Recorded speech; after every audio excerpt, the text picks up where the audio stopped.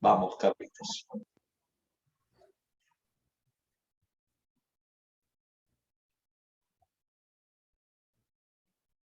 Sigue, el profeta Jeremías.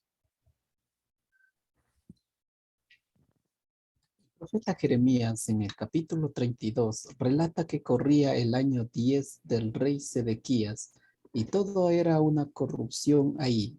Hacía un año que Jerusalén estaba sitiada.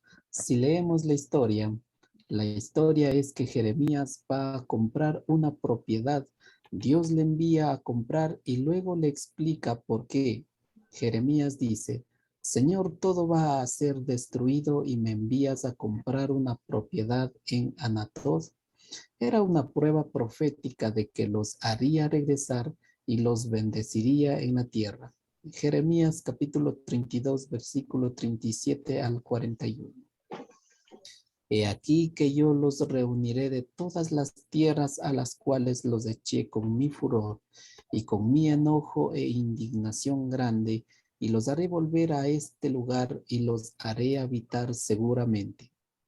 Y me serán por pueblo, y yo seré a ellos por Dios, y les daré un corazón y un camino para que me teman perpetuamente, para que tengan bien ellos y sus hijos después de ellos, y haré con ellos pacto eterno, que no volveré atrás de hacerlo, y pondré mi temor en el corazón de ellos, para que no se aparten de mí, y me alegraré con ellos haciéndoles bien, y los plantaré en esta tierra en verdad, de todo mi corazón y de toda mi alma. Heredades comprarán por dinero, y harán escritura y la sellarán, y pondrán testigos en tierra de Benjamín y en los contornos de Jerusalén, y en las ciudades de Judá, y en las ciudades de las montañas, y en las ciudades de la Cefela, y en las ciudades del Negev, porque yo haré regresar sus cautivos, dice Jehová. Este es el nuevo pacto. En el capítulo 16 del libro del profeta Ezequiel observamos la figura del eterno Jehová. Es marido y Jerusalén esposa infiel, que en el fin de los tiempos el eterno Jehová la toma y la rescata. Hay que fijarse en el lenguaje del capítulo 16. Amén. Ok, entonces leamos esta parte primera. He aquí que yo los reuniré de todas las tierras. Una de las cosas que debemos de entender cuando leemos este lenguaje de estos profetas es que ellos no tienen el desarrollo gramatical de los tiempos como tenemos nosotros. Entonces, el lenguaje es diferente y los manuscritos originales son mucho más complicados en su lenguaje. He aquí que yo los reuniré de todas las tierras a las cuales los eché con mi furor. Tú conocerías el lenguaje. He aquí que yo los reuniré de todas las naciones. Eso entenderías tú, de todas las ciudades, no de todas las tierras. ¿Te das cuenta? Tenemos que tener el entendimiento escritural. Y para eso hay que pedirle al amado Espíritu Santo. Él está en nosotros para guiarnos. Y con mi enojo e indignación grande, y los haré volver a este lugar. O sea, los va a reunir y los va a hacer volver a este lugar y los haré habitar seguramente. Sigue leyendo. Vamos a Ezequiel. Ezequiel capítulo 16, versículos 59 al 60. Pero más ha dicho Jehová el Señor: haré yo contigo como tú hiciste, que menospreciaste el juramento para invalidar el pacto. Antes yo tendré memoria de mi pacto que concerté contigo en los días de tu juventud, y estableceré contigo un pacto sempiterno. La Real Academia define la palabra sempiterno, que durará para siempre, que habiendo tenido principio, no tendrá fin.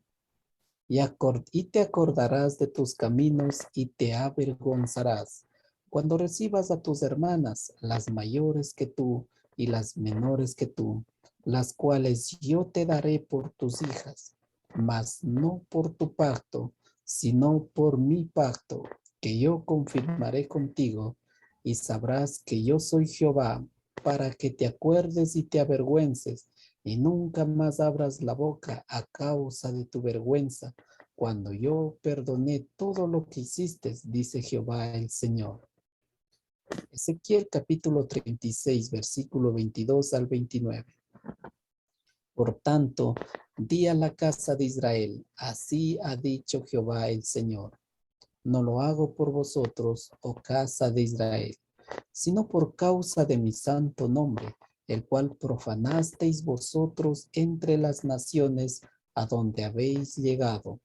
Y santificaré mi grande nombre, profanado entre las naciones, el cual profanasteis vosotros en medio de ellas, y sabrán las naciones que yo soy Jehová, dice el Señor Jehová, cuando sea santificado en vosotros delante de sus ojos, y yo os tomaré de las naciones, y os recogeré de todas las tierras, y os traeré a vuestro país. Esparciré sobre vosotros agua limpia, y seréis limpiados de todas vuestras inmundicias, y de todos vuestros ídolos os limpiaré. Os daré corazón nuevo, y pondré espíritu nuevo dentro de vosotros, y quitaré de vuestra carne el corazón de piedra, y os daré un corazón de carne. Esto es importante, mira. Acá lo importante es de que acá, mira, te acordarás de tus caminos y te avergonzarás cuando recibas a tus hermanas, las mayores que tú y las menores que tú, las cuales yo haré por tus hijas, mas no por tu pacto. Es que Dios no puede pactar, Dios no confía en el hombre. Dios hace un pacto, no el hombre hace pacto. Y él dice, sino por mi pacto. Dios es fiel a sí mismo. Dios es fiel a su palabra. Él honra su pacto, no tu pacto. Porque Dios es santo. Y por lo que Dios es santo, el hombre no puede pactar con Dios. Porque el hombre no es santo. Y yo os tomaré de las naciones y os recogeré de todas las tierras y os traeré a vuestro país, a su tierra. Esparciré sobre vosotros agua limpia.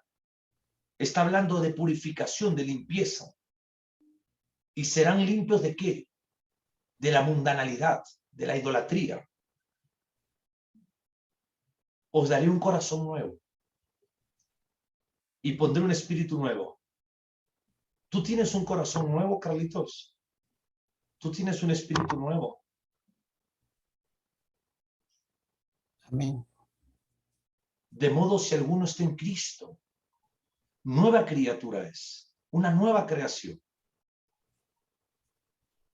La Biblia nos habla en el capítulo 3 de Juan de un nuevo nacimiento, de una vida nueva espiritual, una resurrección, un despertar espiritual, un nuevo pacto, y eso está en el nuevo pacto, en el Nuevo Testamento. Y acá dice, os daré un corazón nuevo y pondré un espíritu nuevo dentro de vosotros. Ya no es un pacto abrahámico, ya no es un pacto deuteronómico, donde la señal del pacto de Abraham, ¿cuál era? La circuncisión.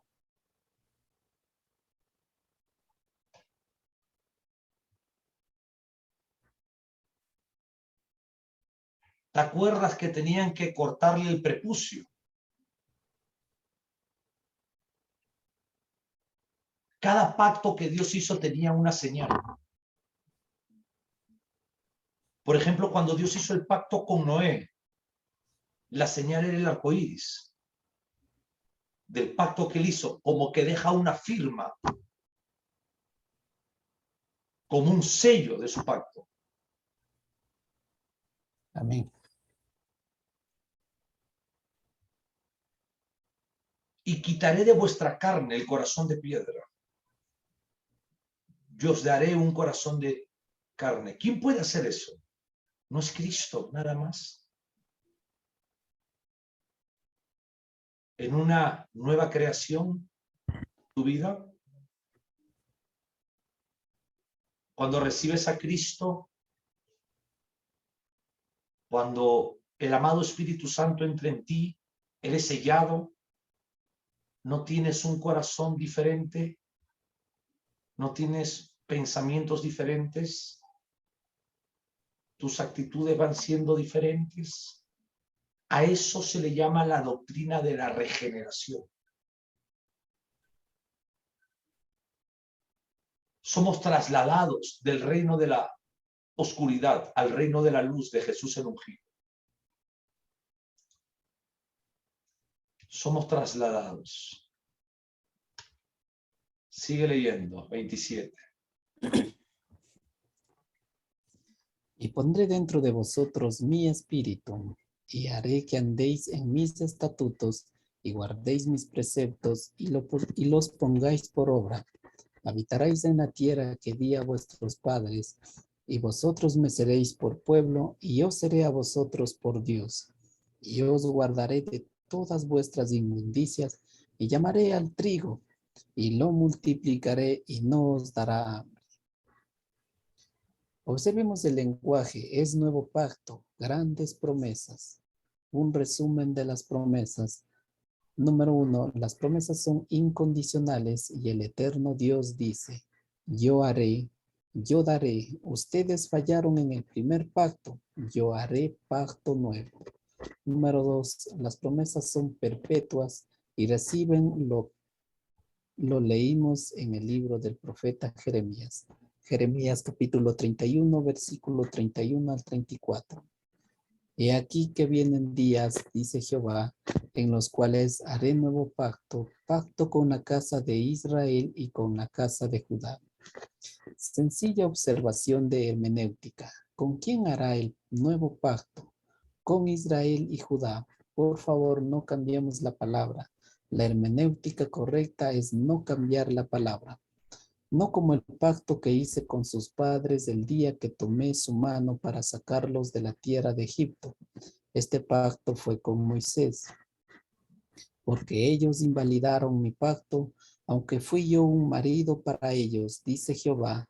Pero este es el pacto que haré con la casa de Israel después de aquellos días, dice Jehová. Daré mi ley en su mente y la escribiré en su corazón, y yo seré a ellos por Dios, y ellos me serán por pueblo. Amén. Ok, acá nuevamente, he repetido nuevamente lo de arriba, porque las promesas son incondicionales. Recuerda que el pacto abrahámico es incondicional. Dios hará de cumplir la bendición a su pueblo. Hay una bendición a través de Israel,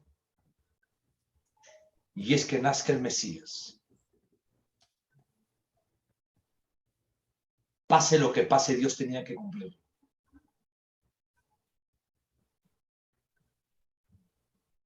Amén. Mira cómo está la iglesia ahora. Pase lo que pase, Dios tiene que arrebatar a su pueblo.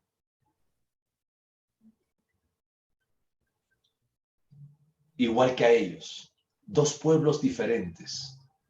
Un pueblo con promesas terrenales, llamado Israel. ¿Qué significa Israel? La I de Isaac, la S de Sara, la R de Raquel, la A de Abraham, la E de Saúl y la L de Lea, Israel.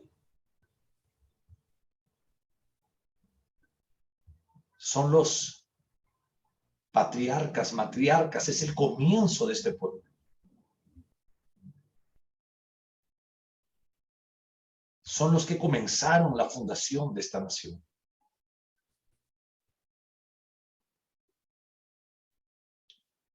Sigue leyendo, mi hermano.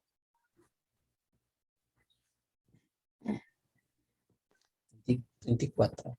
Y no enseñarán más a ninguno a su prójimo, ni ninguno a su hermano, diciendo, conoce a Jehová, porque todos me conocerán, desde el más pequeño de ellos hasta el más grande, dice Jehová.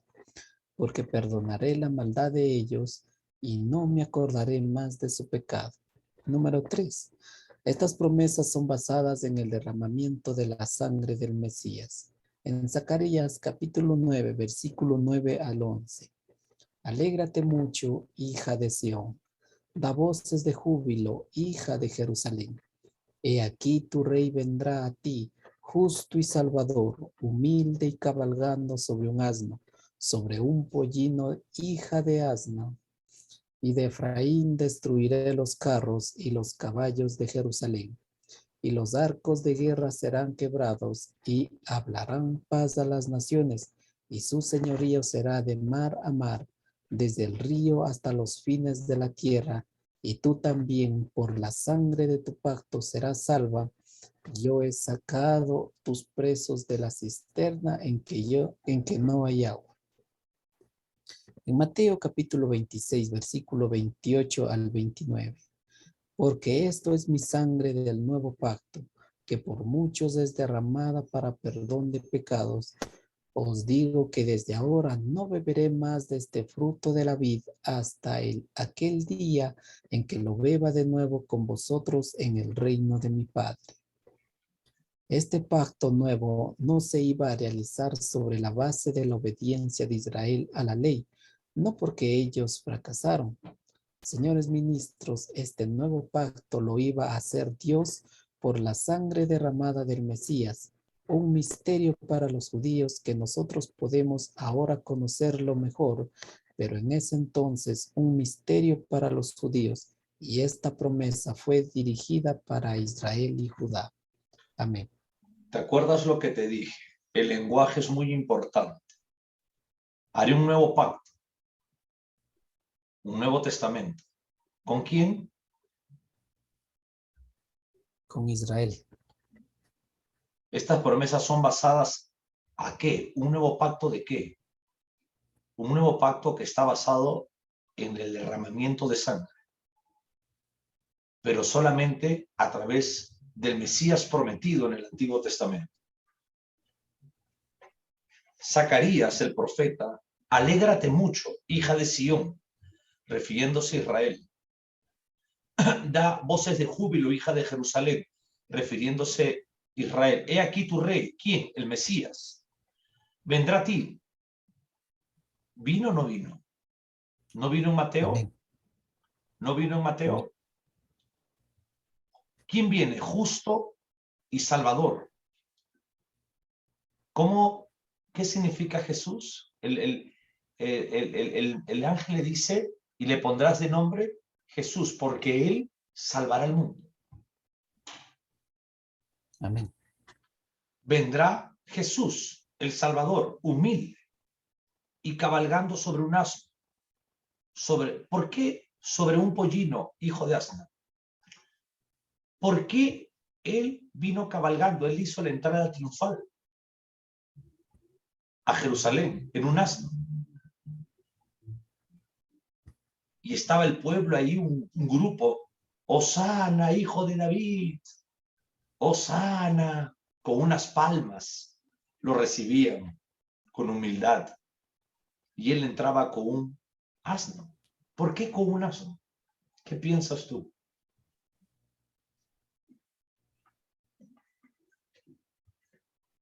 Para mostrar su humildad. Mayormente dicen eso, pero no es en primera instancia. En la antigüedad, mi hermano Carlos, los reyes nobles no andaban en caballo, porque en la antigüedad el caballo era un símbolo de guerra, de conquista. Los reyes nobles andaban en asno, en burros, para mostrar su nobleza y que eran reyes de paz. El Mesías es el príncipe de paz. Él vino a traer la paz en el aspecto de expresar lo que Él es. Y Él, al entrar, estaba demostrando que Él era el rey prometido en el Antiguo Testamento. ¿Por qué? Porque estos judíos conocían el Antiguo Testamento. Conocían la historia antigua. El problema es de que muchos de ellos, o la mayoría, estaba fuera del estudio. Entonces no se daban cuenta que el que estaba montado era el que era nombrado en el antiguo pacto y que venía en un burrito porque él era el rey noble, enviado del cielo. Igual pasó en su nacimiento. Cuando él nació, los primeros que fueron a verlo fueron gentiles, que vinieron del oriente. Los judíos que estaban ahí pudieron haber llegado a la fecha del nacimiento del bebé Jesús, el Mesías, a Belén, pero estaban mirando otra cosa. No estaban enfocados. ¿Cómo pudieron llegar, pastor, con la profecía de Daniel de las 70 semanas? Eso lo vas a estudiar acá. Las 70 semanas divididas. Son 3 segmentos. Y ellos, sabiendo, hubieran llegado al tiempo, pero perdían tiempo. Igual está la iglesia. Está perdiendo tiempo en los profetas y apóstoles, hijos de Satanás. Están mirando el cielo para ver si encuentran alguna estrella fugaz y decir que es una señal que ya viene Cristo. Perdieron el foco de la Biblia para mirar otras cosas fuera de la Biblia. Cuando el lente de la iglesia ya no es la Biblia, ya se salió de la verdad. ¿Alguna pregunta, mi hermano?